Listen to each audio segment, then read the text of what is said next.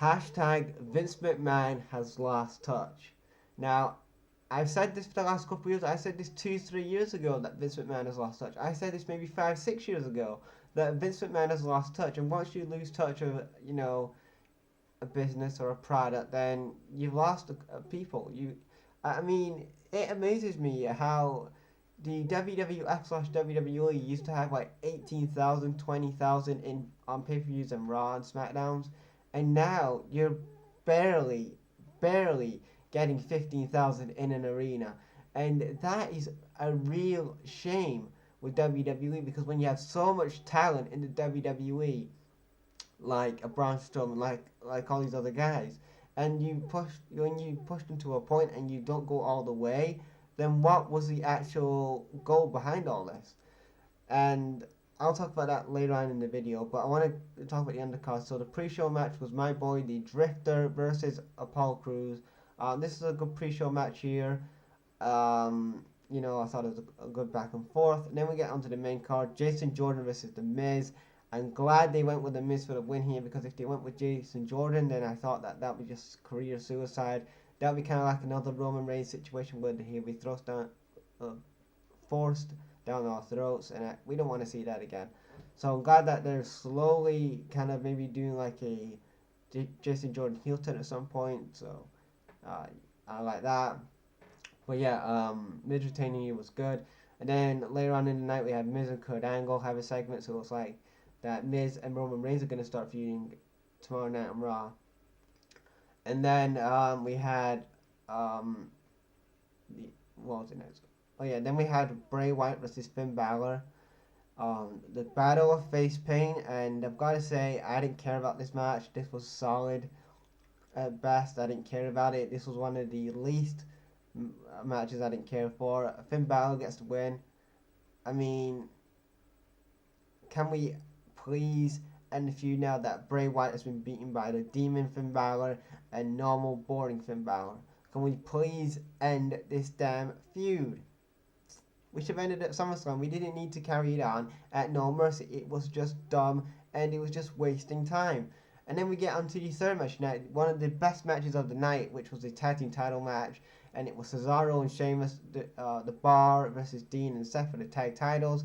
This was a really good match. I'm not going to talk about every bump in this match, what happened, because I'll be here all night. I'm just going to talk about some of the key bumps in the match. Like Cesaro had a gashed open mouth. Oh my god, it looked like a bloodbath out there. And then like one of my friends on Facebook was like saying, Jason, shout out to you. He was like saying like, we need Jeff Hardy and Cesaro in a tooth match, and I was thinking like, maybe make that triple threat because didn't Braun Strowman or Brock Lesnar lose a tooth later on in the night, so that should be triple threat. Teeth in a bag match, booking WWE. Anyway, Dean and Seth win the match. Dean wins with the Dirty Deeds. Then we have the Fatal 5-Way, and it was Alexa Bliss defending against Emma, Sasha, Bayley, and Nia Jax. Before I even start with who won this match, Nia Jax looked like an absolute star in this match. She literally tonight arrived. And finally, if this is the booking decision that they're going with Nia Jax, if this is how they want to present her on TV, then this is the right way to present the Nia Jax character on TV, where you have her basically looking like a badass. This is where you should have been booking her a year ago, instead of her maybe being a badass and then dropping her and then maybe being a badass again. This is where you should have been booking Nia Jax before. And actually, maybe some people would have maybe been interested in the Nia Jax character. I'm just saying, and now you've left it a year later. She's been on the roster, a year now in WWE, and you kind of maybe a year too late with maybe Nia Jax, but hopefully she can turn it around. But Alexa Bliss got the win by hitting the DDT on Bayley. Yes, Bayley took the pin. I thought maybe Sasha or Emma was going to take the pin, but Bayley took the pin. And then after that, we have a Asuka vignette. So Asuka is debuting at TLC. Obviously, it's going to be Asuka versus Alexa Bliss.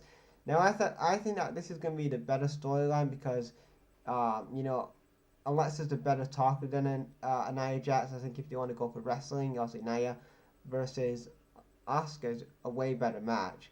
But if you want to go for mic skills wise, then you've got to go for Alexa. She's going to really put Asuka over as a as a dominant threat, and I think that's going to be a really good program. Then after that we had the Cruiserweight match. It was it the Cruiserweight match after that? Yeah. TJ, what's his name? It was Enzo Amore versus Neville. Enzo Amore was dressed like Beetlejuice here. I was thinking he was dressed either like Beetlejuice or he was the last member of the Right to Censor group. He had an attire like that, or was he Beetlejuice? Or was he a mix of both? I don't know. But anyway, this match it was what it was. Enzo wins by DQ. That was it. I mean, Enzo did a heelish move, and he's a babyface. So does that mean Enzo's turned heel now? I don't know. I mean, I'm confused. Then after that we had what was next after that? Oh yeah, then we had Roman Reigns versus John Cena. Now this was a really, really good match here. It started off kind of slow. It was kind of slow, fast paced. It was kind of like slow. They was like doing some chain wrestling, and then Cena was like, "Fuck it, Roman, I ain't gonna even fight you, man." And then they started going at it. A lot of good back and forth. A lot of good in-ring action. Reigns spears John Cena. Threw it in an announce table. Then Cena, it's like a shitload of AAs. Reigns goes in with a few spears. They kick out of each finisher. And then Roman Reigns spears John Cena with a clean spear to get the win. And you know what? I cannot believe that Roman Reigns has defeated The Undertaker and John Cena clean in the same year. And also, John Cena put over another guy clean. And not only that though, John Cena did kind of have like a little goodbye tribute thing, which also means that he's also going away for a while. And maybe they're going to do Reigns vs Cena part 2 at Royal Rumble, but I have heard that it's going to be Jinder vs Cena. I don't really want to see that personally. I would love to see a Roman Reigns John Cena match though. Like after this, they really had a really good match. Probably one of the best matches they've had, like against each other. Well, I know they've never faced off against each other, but this is one of the best matches they've had. This year, like between I would say Cena Nakamura was good, Cena Styles, but Cena Roman Reigns has got to be up there. It was one of his top matches for John Cena. And for all the smart marks out there, I know there's gonna be some who's gonna be like going, dislike the video, it wasn't a Young Bucks match, whatever. For all you guys who are gonna dislike it and gonna shit on the Cena Reigns match, then all I can say is go fuck yourself. Because for all you people who say that Roman Reigns and John Cena cannot wrestle, who say that they cannot put a match together, who have not had good matches, and I know people say, oh, they've had good opponents. Okay, well, how can you explain this match? I mean, they can actually wrestle. These guys are over and they can wrestle. So for all you smart marks out there who say that John Cena and Roman Reigns cannot wrestle for shit, then watch this match. Watch the match with Daniel Bryan. Watch Roman Reigns' match with AJ Styles. Watch Roman Reigns versus anybody. And you'll see he at least puts effort in with the guys he's facing. Now, if you guys want to say who cannot wrestle, Enzo Amore cannot wrestle. If you want to pick on a guy, but smart marks will always go for Roman Reigns and John Cena because also they don't like those guys. They like, the little guys. They like the guys that, they're into. They will not, it is what it is. So like the smart marks, whatever. So I don't care, whatever. Then after that we had Braun Strowman versus Brock Lesnar. Now this is where the pay-per-view really went south for me, in my opinion. Now going into this, I had a slight feeling that Brock Lesnar was going to retain, and I was thinking, now, how was you going to do that in a way that was going to protect Braun? Was you going to maybe let him lose clean like you did tonight, or was you going to have him, was you going to have Lesnar win by countout? They went with option A, where they had Braun Strowman lose clean on pay-per-view to Brock Lesnar.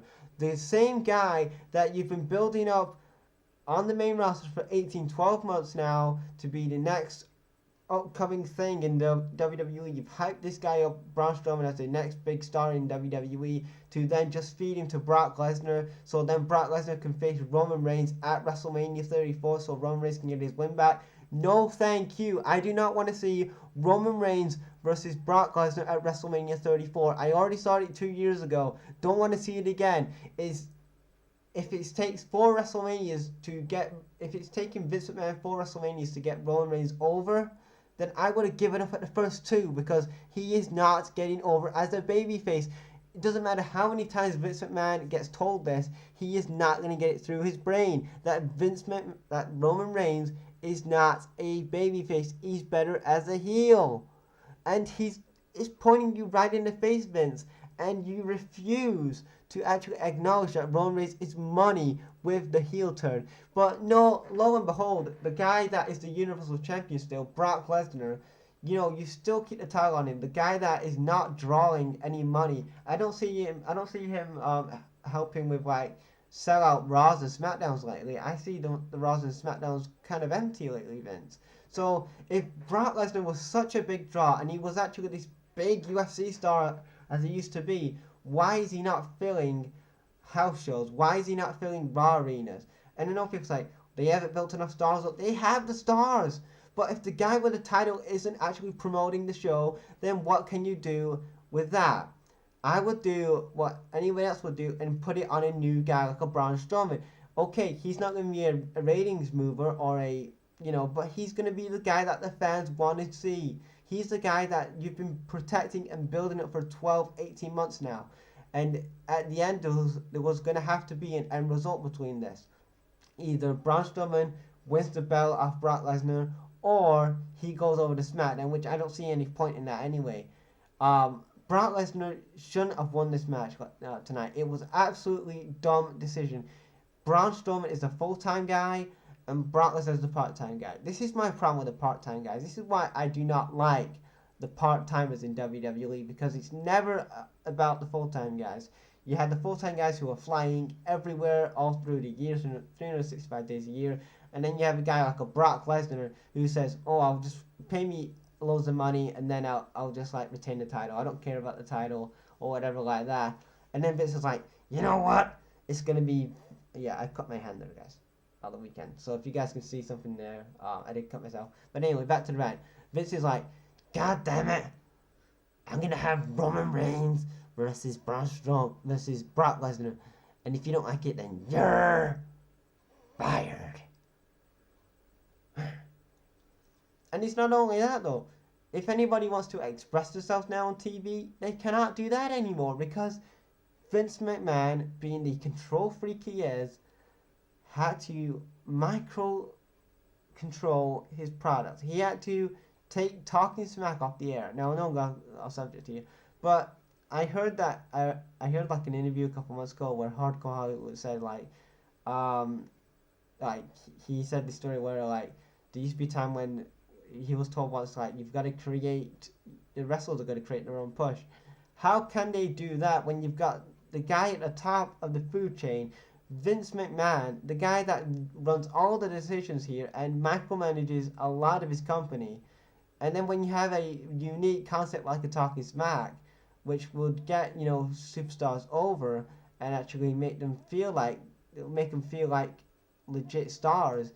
And then when he takes that away from them because it's not controlled by Vince, then they cannot get over. So for all the people who say they gotta make their own push, they try. But what's the point of making your own push if the office are not gonna actually back you to the top?